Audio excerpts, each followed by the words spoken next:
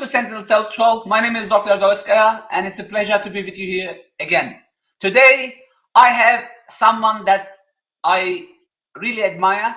I learned a lot, and he's not just someone special for me. He is known by the industry with more than 30 years experience. Hasain Alshakarti. I can talk all day about him. I'm not going to do that. Let me introduce you. I did introduce him to you. Let me invite him to the stage so he can tell who he is, what he does. And it's always a pleasure to host you. Welcome to my show, dear Hasain. Yeah, hi, Erdal. Thank you. Thanks for the invitation. Really appreciate that. Yeah, as said, my name is Hasain Alshakarti. I've been working with IT the last 30 years plus. The last 20 years been dedicated to cybersecurity by all its forms and shapes. Simply doing everything ranging from strategic advisory down to digging rabbit holes together with our forensic team. Checking what threat actor has been up to and how things happened, etc. So when I used to get the question, what do you actually do day by day basis? Well, my answer is simply I solve problems. That's what security is all about, right? Different sets of problems, different sets of challenges, and we need to find suitable solutions that works for the moment, but also we need to have the long-term type of solutions as well to cover that. Perfect. Look, I met with you God knows when. I know you are delivering keynote speeches all over the world and top tier cybersecurity conferences. Besides that, I know you work in a great cybersecurity firm, which is one of the best in Europe, probably also in the world. And honestly, this is not a sponsored session. I also know you do lots of advisory work besides your hands-on forensics, penetration testing, ethical hacking, bug hunting, and so on. But based on your experience, as someone who travels the world, what is the top 2-3 risks that we CISOs typically overlook? What would your recommendations for us to change our mindset?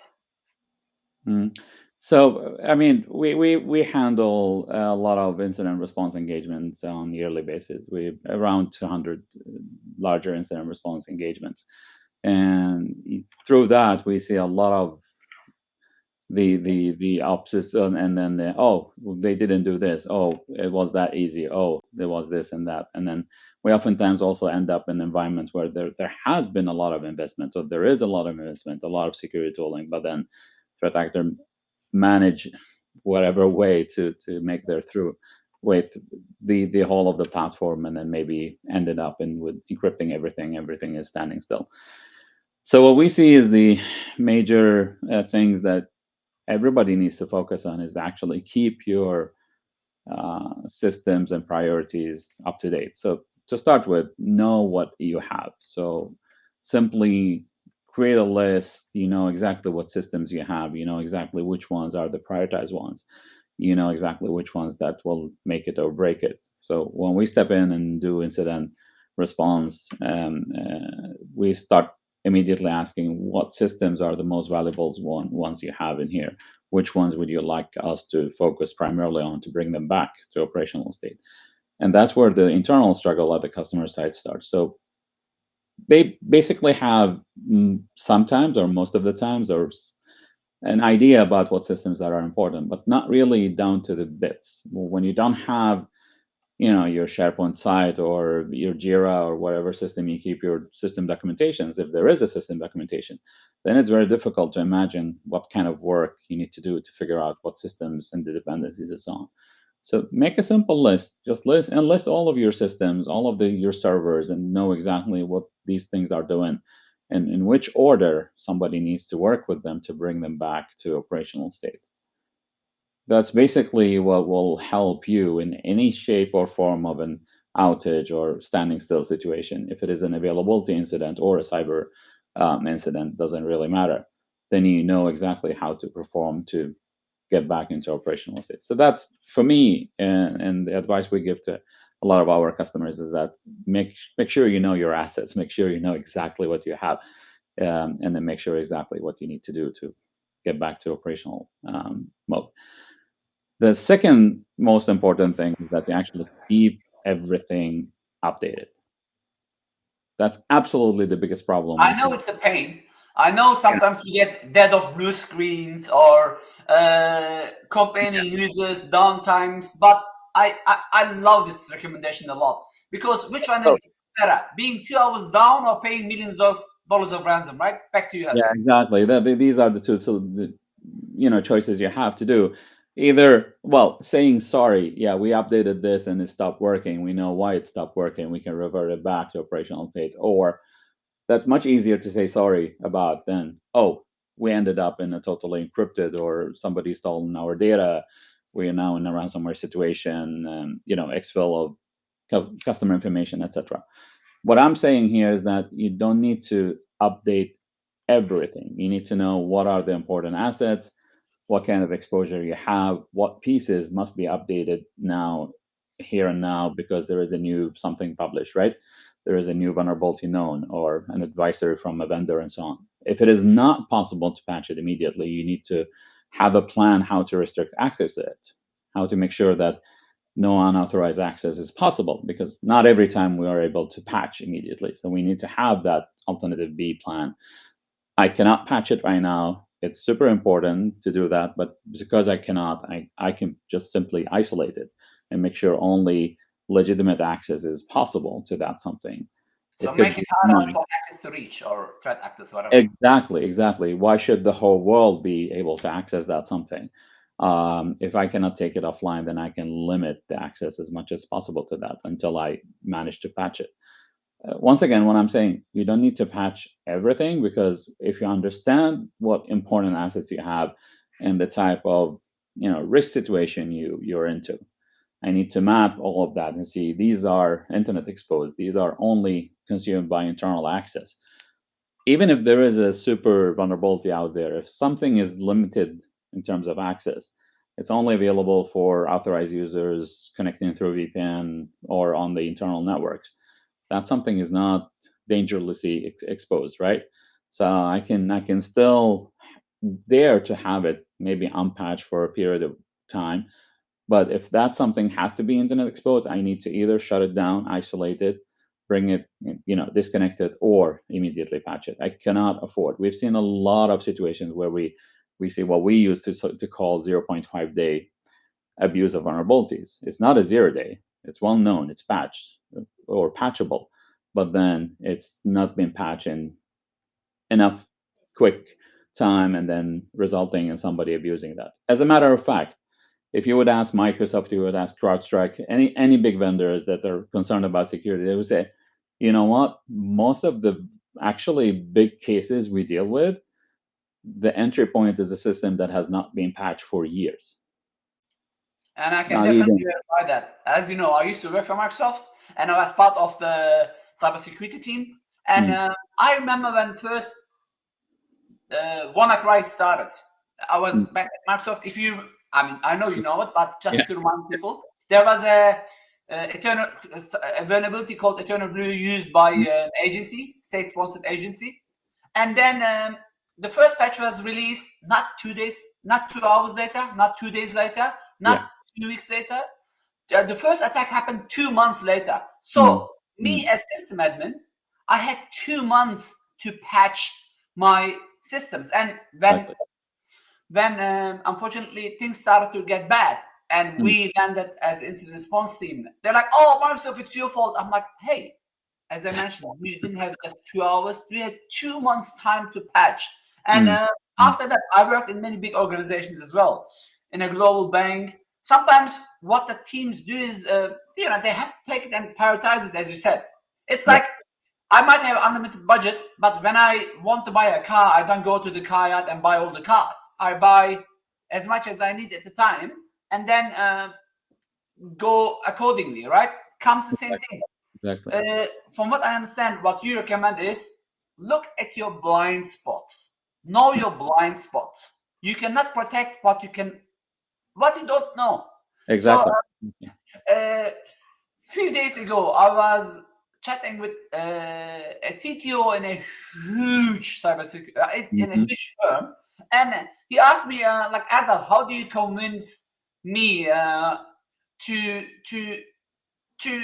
on something. I'm like, look, he said, I have no clue of cybersecurity. I'm like, Mhm. if you don't know, just imagine you're a security guard, just a physical security guard. If you don't know how many doors are there, if you don't know how many windows are there, if you don't know how many people usually comes in and out, if you don't know the baseline, you cannot protect it. And this is exactly what you said. So thank you, Hasain. I really appreciate it. I still have one thing Please, please, please. to add on top. But you know your priorities, you know your assets, right? The most important ones should be protected first and foremost. And then you know that you need to protect them by all means of protection is also a must-have, but also making sure that they're up to date and so on. But then also you will need to really put an effort into monitoring your systems, because Oh, yeah.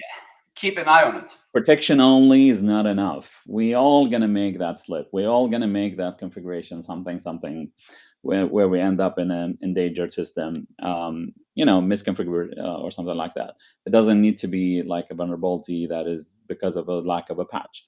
So we always need to keep an eye. There will always be an emerging something, a new way for somebody to break in. With having 24/7 vulnerability on your system, regardless how you do it, with EDR or with MDR or with whatever tool you put in it, you need to have somebody looking at that tool and then reacting on, doing a proper response on the alerts that pops up, doing threat hunting, analysis, etc. So with these three components, you know your priorities, you make sure everything is up to date and patched and well prepared for an attack. It's not the matter that an attack might, or if an attack will occur, it's more when is the attack going to occur. And I then when remember you use stickers away in your speeches. That stickers, remember? Uh, exactly, there are the two type of people, whatever. There are a lot of these kind of those who know, those who doesn't know that they have been attacked yet, exactly. or hacked or breached. So one thing, something happened, you want to be as early as possible on it, and you want to be as early as possible disarming that something. Because if we can do that in an early stage, then we limit the effect on our systems, and we're still in good shape and control of the possible result of that risk. Perfect. Mhm. Look, you brought another question into my mind. Now I know my blind spots, but you mentioned so many products without product name, like EDR, MDR, forensic team, and then one thing probably I should add to what you said is probably you didn't say because you work in a firm like that. Mhm. As a CISO, I should also know when thing happens, who to call, right? That's Like right. TRUESEC, for example. I know we are not talking about brands here, but I know when I am in need, I'm going to call TRUESEC and they have an incident response team ready. This could be another company example. This is also important. Any partner of your choice for that. Exactly. Any I partner think of it's your choice. also on the list, right? Yeah, well, regardless how much knowledge we have, we're going to be very knowledgeable about our systems. Hopefully, that will be the case. But anything outside of that, we need to cope with the situation where there will be new things surfacing. There will be new methodologies out there. There will be new TTPs by threat actors. If we are so very well involved in our systems, all our time will be taken by that. And then we need to rely, because in the case of a situation like we got a breach, a major breach or something like that, you will have a different stress level. You will have a totally different situation you've never experienced. Most probably none of you would have experienced that before, unless you've been with a major ransomware incident or something like that. So that's a very, very special situation, and you will really need to bring in somebody who's not part. I used to say, bring in somebody that doesn't have feeling for your systems, doesn't have emotions. There is no connection. Somebody who can just look at it and see, okay, what can we do with this estate? How can we deal with the situation right now? You will have a lot of emotions involved with your system. Oh yeah. I mean, I saw Fortune 10 Mm. companies struggling. I saw small organizations shutting down forever. Yeah. But this comes back to my previous point, like all this product plus now you're not going to come for free. As a CISO, I struggle usually to get some budget. Mm. So the question here is, while we CISO struggle to get budget or we have a limited budget, what would you recommend to us on investment over the next 12 to 24 months? I know this is going to come back to what you said, know your assets. Um, Exactly. I know Hasain very well, but I'm just gonna be a host, not a CISO, and I really want to hear from you. How can I utilize my budget? Because I remember, I think you told me this 15 or 20 years ago, and now everybody says it. I want to give the credit to you. Security is not a product; it's a process. Exactly. You might have 500 products, but if you don't have the right process, you're gonna get hacked. I remember, and by the way, for the ones who doesn't know, Hussein and Marcus hacked me hacked me live on stage in front of 3,000 people. It's live on my YouTube or Microsoft Ignite. We had 2 to 3,000 people paid, and they hacked me live on the stage. So someone who experienced that before, how can I utilize my budget as a So, CISO or so prioritize my budget? yeah, it's a very good question. So the easiest way you can do this is actually have a discussion with your organization. Say, what if we cannot continue to produce or do the things we are supposed to do? What would the cost for that be? How much money are we going to be bleeding or losing per hour, per minute, per day? Regardless what type of time frame you will, because that will give you an indication about what kind of budget you would probably need, what kind of investment you can Based justify. on IBM threat report, it's $4.8 million, right? So just sorry, I squeezed in, but Sure. I know this is for large enterprises, but just to give you an indication, IBM says it's $4.8 million per incident, Yeah. roughly. Please continue, Yeah. say. Yeah. So our experience when we step into an incident, if we're talking about business email compromise, which is a lightweight kind of incident, that per se will consume maybe a couple or 3 days of investigation and then wrapping up things, etc. If you're going to do a really good, deeply, go in investigation. But if we take a situation where somebody had a severe breach, then we're talking about a minimum of a week. Then you probably put your fingers on the patient zero, etc. But then you still need to take care about all of the cleanup work and the remediation work, etc. Just to get back and be sure that that starting point and that patient zero cannot reoccur again. So between a minimum of a week up to several months, that's what our experience is. You cannot put really how much that's going to cost you. It all depends, the severity and what kind of actions you need to carry out. But an easy way to figure out what kind of budget you would need to have, or what kind of expectation you need to have of the cost that's going to cause you if something is down. Just look at what you're producing. Look at what is your income in that organization, and then try to use that information as kind of a leveling for if we are standing still, this is how much we're going to lose per time unit. What can we do not to end up there? How much? Of course, you're not going to use all of that money, but then you will have a lot of possible justification for how much investment you can do, so you're not ending up in that standing still situation and start bleeding all that. Thank you again. You brought something else to my mind now. So you mentioned that cybersecurity is not just a business. It's not a security. It's not an IT issue. It's a business issue. You also mentioned that know your assets, monitor your assets. Monitoring brought me mind metrics. So as CISOs, as organizations, we rely on KPIs and metrics. And you, as a seasoned CISO advisor, what metrics or indicators do you recommend us to use to get maximum effort back from our security program? Well, there are a lot of metrics in a security program, right? So, but Of course, then there are top, maybe top. exactly few ones that will matter, few ones that will make it or break it from. We talk about assume breach, assume compromise, etc., etc. So you really need to look at that. So time to detection is one thing, right? I want to really be able to measure that, the time to detection. Whether you're going to base that on the telemetry you have from a monitoring platform, or also add on top of that, hey, let's do pen testing, let's do red teams, let's do purple teaming. and then measure the time to detection, the time to reaction. How much time did it take us from having somebody, an entry point, put into our environment until we actually detected that a bad activity started to happen, and then we started reacting on it, right? So that's a super important metric. It is a combination of a lot of things, but primarily monitoring. You do have a lot of effect of your security investment in terms of protection investments. But if we take the three pillars of detect, protect, and respond, the detect will give you that information primarily. The protect will add a delay.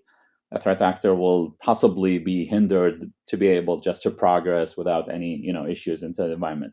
They will need to start struggling with things, and then with getting them to start struggling, they will get noisy.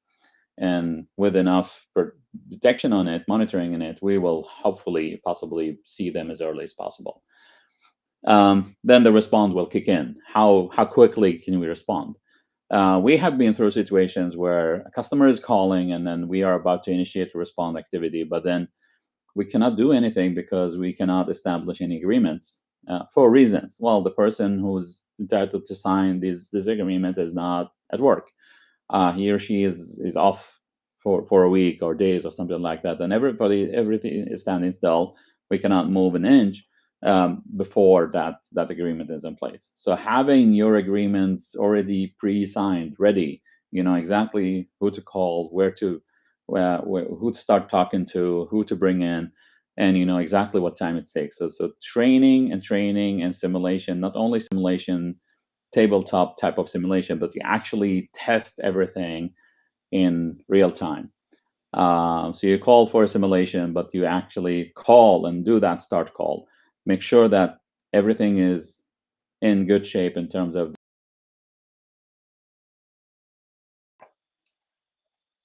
bringing people on site. Just please repeat what you said. We lost you for 3 seconds. If you can please Oh, repeat sorry. what you. Yeah. So what I was probably the last part is that training is a critical. That's a super Yeah. critical piece in it. So we need we set up all the this is our process. This is how we should behave. These are our partners, etc., etc. But we need to actually test that actually works. So call for a simulation session where you actually call and do the initial call. Involve the different people in your organization, different levels, up to upper management, if that's the kind of simulation you're doing. So you know that you can reach out to people, you can find those people who are important to sign an additional something on an agreement or something like that. And also give access, either bring in people on site. How much time does that take? Or give access. How much time does that take? Because that will define your response capability. So your detection capability must be measured. Protection is something that's a long term, but the response capability must also be, because you would need to deal with the situation and be able to push enough actions to terminate, stop what was going on, and then start over in a good state again. Perfect. So usually a good CISO will know that, but a good CISO knows that security is not just about products. It's not about being technical. A CISO now has to understand the business. Otherwise, he or she cannot calculate what's happening. So we have to be now business leaders. And from what I understand, you're trying to tell us that security should be part of our culture. That's right. Definitely. But look, I worked in a bank where I had product CEOs, country CEOs, cluster CEOs, region CEOs, Africa CEO, then co-head CEO. Then I had all the CEOs had also CFOs and so on.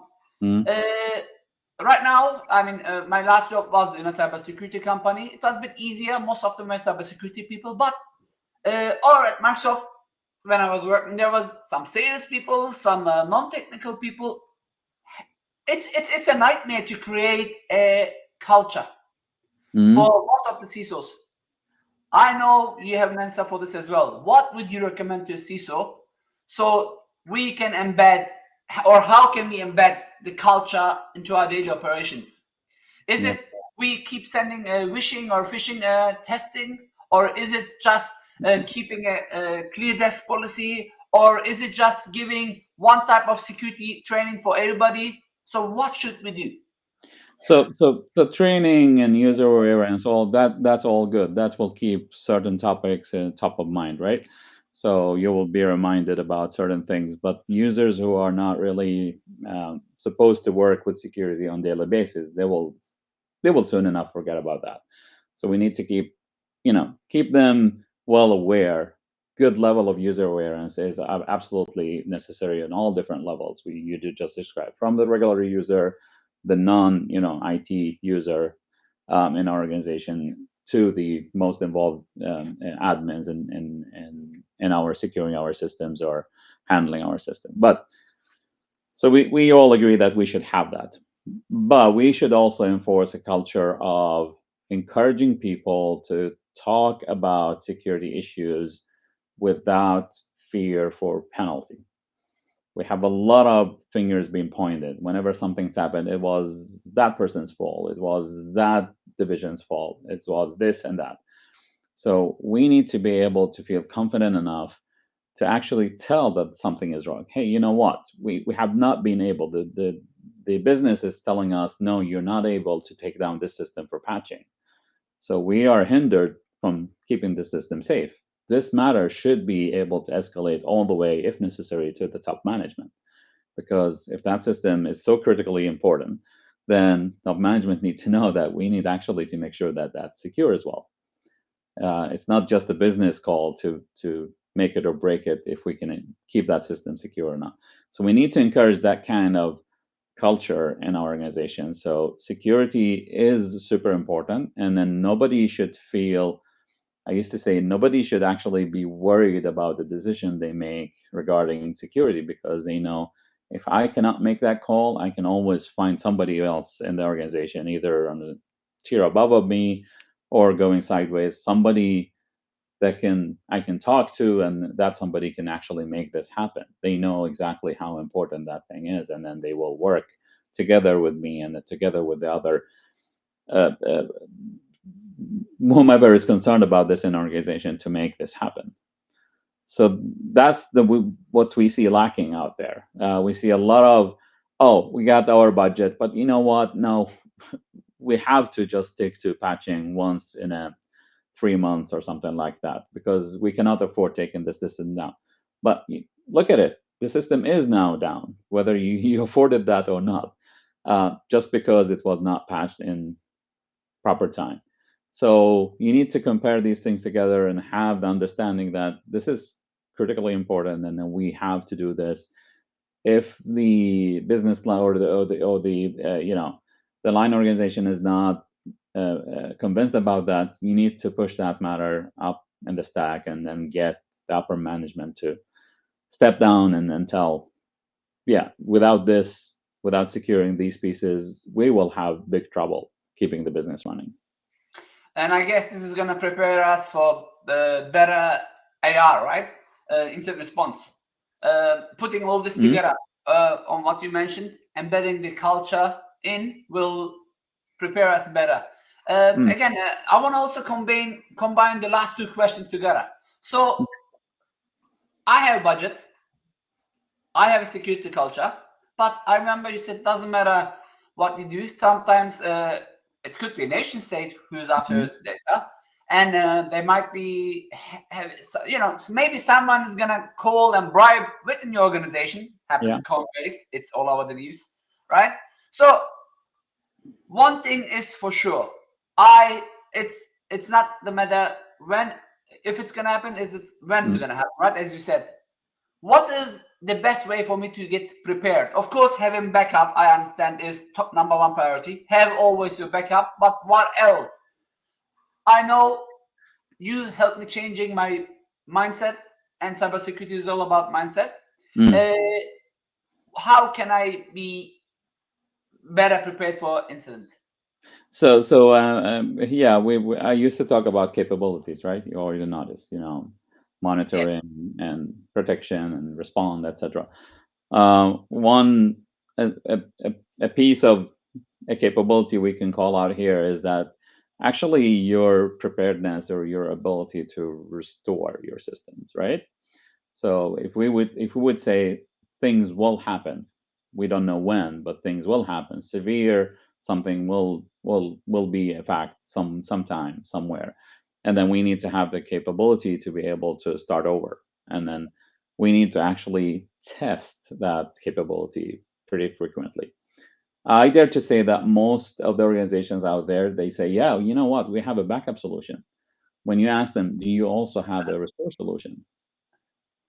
They will, They back up and what then do you they do mean? restore, Yeah. right? What do you mean? Well, we test our restore. Okay, you test your restore how? Well, we restore selected files here and there, and then we know that works. Have you ever tried to restore like 25% of all your server estate at once? Would that fly for you?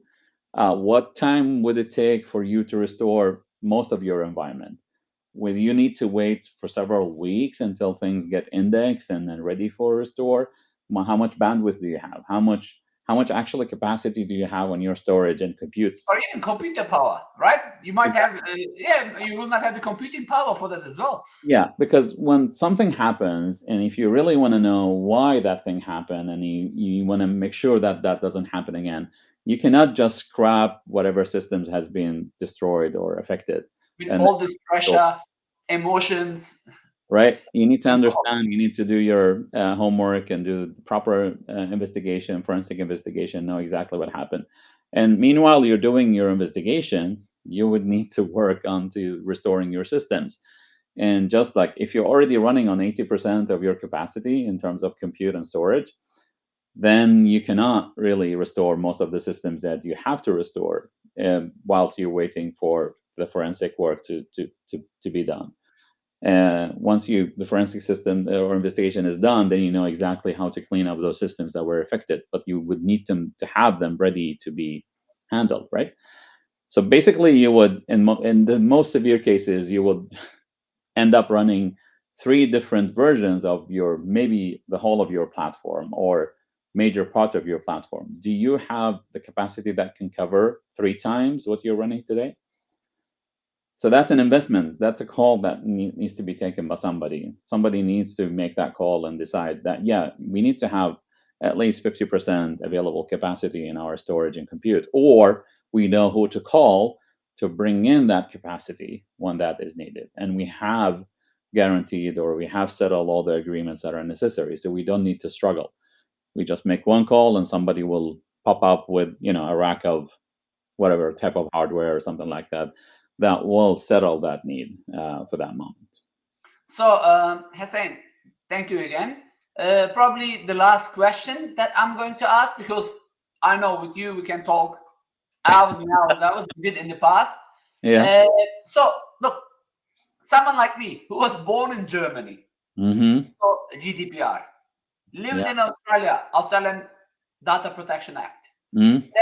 lived in United Arab Emirates, then travels to California, California Act. What Yeah. I'm trying to say is all these regulations. There are many compliance changes happening. Mm-hmm.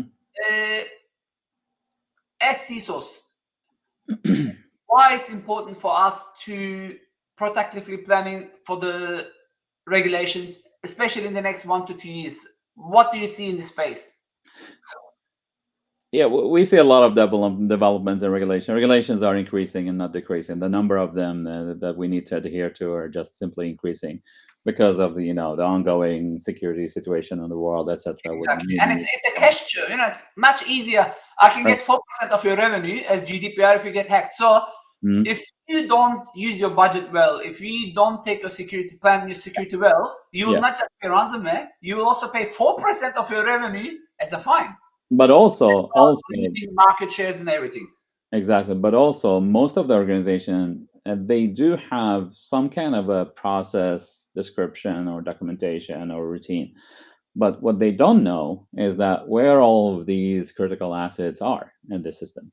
Like if the system get ransomed, most of the time they are within the system, which they cannot access it as well, right?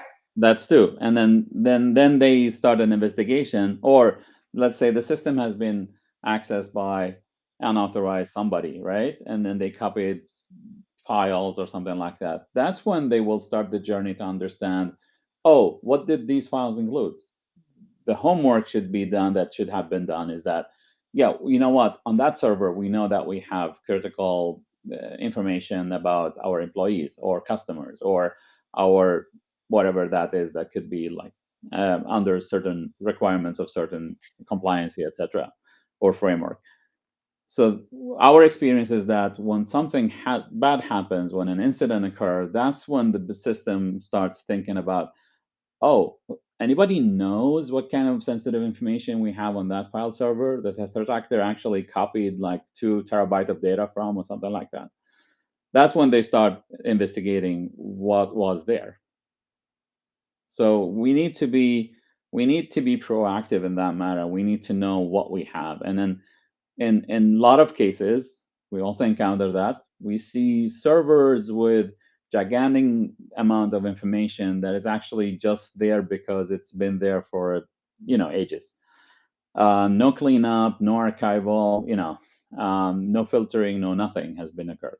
And then once they were hit badly by a threat actor, then we should probably have been doing an archival here. We should probably be removing some of these things out of a production server because we have not touched these things in 10 years. Why should they remain on that server?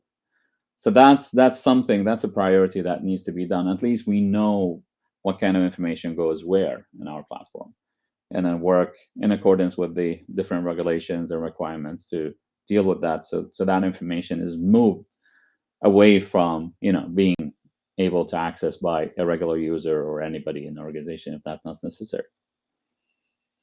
Um, that reminded me a saying from Confucius: "A healthy man wants 1,000 things, and a sick man wants one thing, which is health."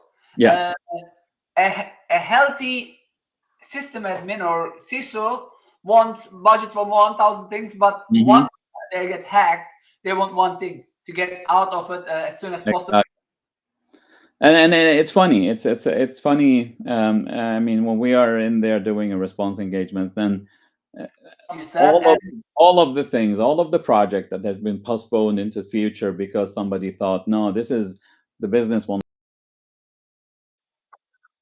We can enforce, MFA for critical systems. We can enforce admin credential segmentation. We can enforce network segmentation. Nobody is saying anything about that because now they know why they ended up here, right? And that's too late. You need to put together your priorities, know what you have, know your assets, know where critical information resides, etc., and then know what's going on your systems, and make sure that you have monitoring and also enough capability to protect and respond. So one thing is for sure, I don't care as a CISO if you have a budget or not.